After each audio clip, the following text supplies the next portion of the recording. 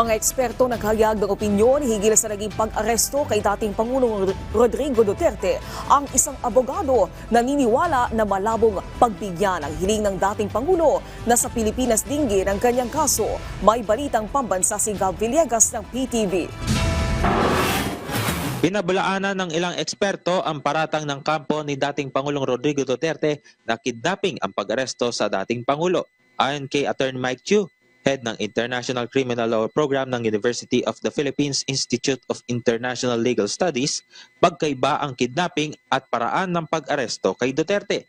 I don't think it's kidnapping. Kidnapping is what we usually see in the revised penal code when it's a private person abducting or taking another person against their will and depriving them of their liberty.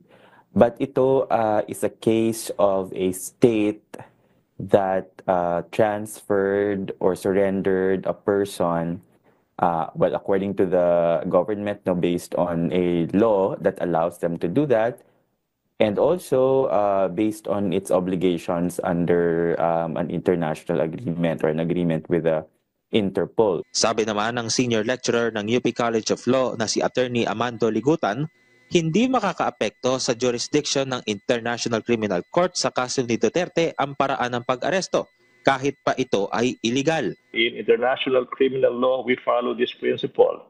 Male captus, bene detentus. Repeats, it is male captus, bene detentus. What does it mean? It means even if the arrest is illegal, right, it does not mean that the detention that follows is also illegal. I.e., it means it is possible that the arrest is illegal, but the subsequent detention would be legal. Malabo ring pagbigyan ang hiling ni Duterte na dinggin sa Pilipinas ang kanyang kaso.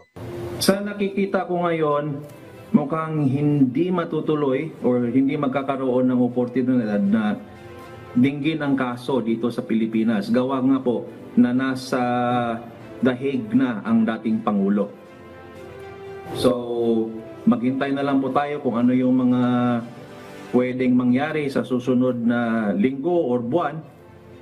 Kasi nga meron pa ring mga nakabinbin na kaso sa Korte Suprema na related po sa issue nung saan ba dapat litisin ang Pangulo, dito ba sa Pilipinas or sa ICC. Pero sa opinion ko po sa ngayon, mukhang malabo po na agarang maibalik sa Pilipinas ang dating Pangulo para dito siya litisin sa kung anumang kasong pwede isampa sa kanya.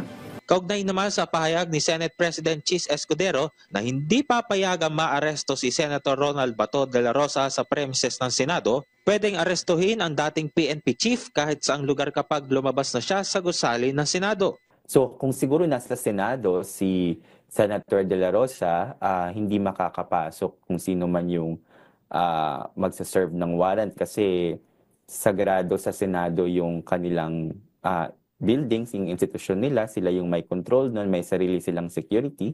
So, at saka independent branch or chamber of government naman siya, no? Pero kung mahanap nila si Senator De La Rosa sa ibang lugar na hindi sa Senado, wala namang makakapigil mag-serve nung warrant na iyon.